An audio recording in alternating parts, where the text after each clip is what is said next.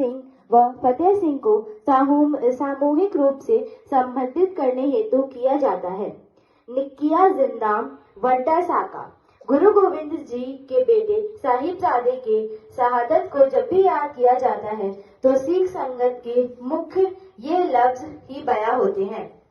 सरसा नदी पर जब गुरु गोविंद सिंह जी परिवार से जुदा हो रहे थे तो एक और जहां बड़े साहिबजादे गुरु जी के साथ चले गए, वहीं दूसरी ओर छोटे साहिबजादे जोरावर सिंह और फतेह सिंह माता गुजरी जी के साथ रहे थे। उनके साथ ना कोई सैनिक था और ना ही कोई उम्मीद थी जिसके सहारे वे परिवार से वापस मिल सके। अचानक रास्ते में उन्हें गंगू मिल गया, जो किसी समय पर गुरु महल की सेवा करता था। गंगू ने उन्हें यह आश्वासन दिलाया कि वह उन्हें उनके परिवार से मिलाएगा और तब तक के लिए वह लोग उसके घर में रुक जाएं। माता गुजरी और साहिबजादे गंगू के घर चले तो गए, लेकिन वह गंगू की असलियत से वाकिफ नहीं थे। गंगू ने लालच में आकर तुरंत वजीर खान को गोविंद सिंह की माता और छोटे साहिबजादे से उसके यहाँ होने की खबर दी, जिसके बदले में वजीर खान ने उसे सोने की मोहरें भेंट की। खबर मिलते ही वजीर खान के सैनिक माता गुजरी और 7 वर्ष की आयु के साहिबजादे जोरावर सिंह और 5 वर्ष की आयु के साहिबजादे फतेह सिंह को गिरफ्तार करके गंगू के घर पहुंच गए। उन्हें लेकर डंडे बुर्ज में रखा गया और ठिठुरती ठंड से बचने के लिए कपड़े का एक टुकड़ा तक ना दिया। सभा में मौजूद मुलाजिम ने साहिबजादे को वजीर खान के सामने सिर झुकाकर सलामी देने को कहा, लेकिन इस पर उन्होंने जो जवाब दिया वह सुनकर सबने चुप्पी साध ली। सलामी देने दोनों ने सिर ऊंचे करके जवाब दिया कि हम अकाल पुरख और अपने गुरु पिता के अलावा किसी को भी सिर नहीं झुकाते। ऐसा करके हम अपने दादा की कुर्बानी को बर्बाद नहीं होने देंगे। यदि हमने किसी के सामने सिर झुकाया तो हमें दादा को क्या जवाब देंगे, जिन्होंने धर्म के नाम पर सिर कलम करवाना सही समझा लेकिन झुकना नहीं। अपने निर्णय पर रहे। वजीर खान ने दोनों साहिबजादे को काफी डराया धमकाया और प्यार से भी इस्लाम कबूल करने के लिए राजी करना चाहा, लेकिन दोनों अपने निर्णय पर अटल रहे थे।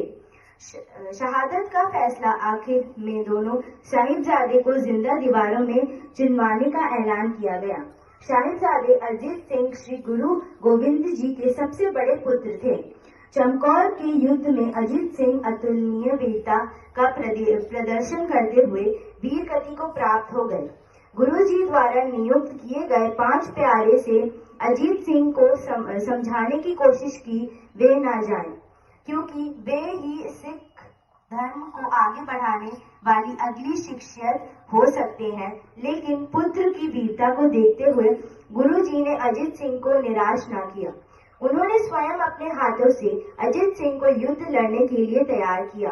अपने हाथों से उन्हें शस्त्र दिए और थमाए और 5 सिखों के साथ उन्हें किलों के बाहर रवाना किया।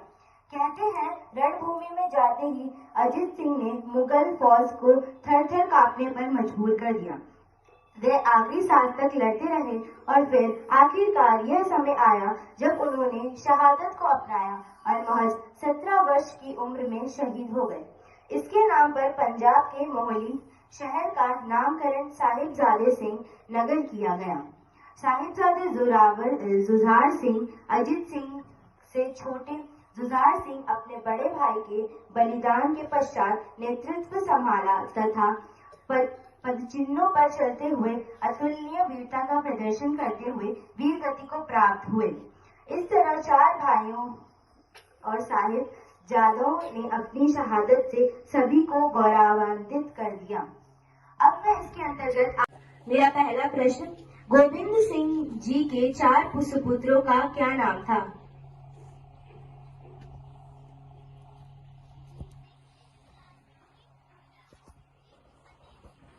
जी हाँ, आपका उत्तर सही है।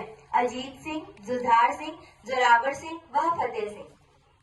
मेरा दूसरा प्रश्न, छोटे साहिबजादे की शहादत को जब भी याद किया जाता था तो सिख संगत के मुख्य लफ्ज क्या थे?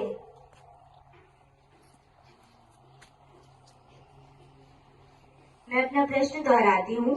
छोटे साहिबजादे की शहादत को जब भी याद किया जाता था तो सिख संगत के मुख्य लफ्ज क्या थे? सही उत्तर है निकिया जिंदा बहू साका। मेरा तीसरा प्रश्न, कौन वजीर खान ने किसी सोने की मोहरें भेंट की? जी हाँ, आपका उत्तर सही है, गंगू को। मेरा पांचवा प्रश्न, जब फतेह सिंह और जोरावर सिंह गंगू के घर पर ठहरे थे तो वह कितने वर्ष के थे? जी हाँ, आपका उत्तर सही है, 5 वर्ष और 7 वर्ष। मेरा सातवां प्रश्न, गुरु गोविंद सिंह के सबसे बड़े पुत्र कौन थे? जी हाँ, आपका उत्तर सही है, अजीत सिंह। मेरा सातवां प्रश्न, अजीत सिंह कितने वर्ष की उम्र में शहीद हो गए? जी हाँ, आपका उत्तर सही है, 17 वर्ष।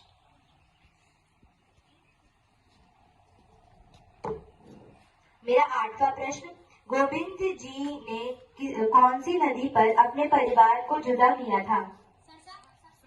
जी हाँ, आपका उत्तर सही है, सरसा नदी। धन्यवाद। आपका दिन शुभ एवं मंगलमय हो।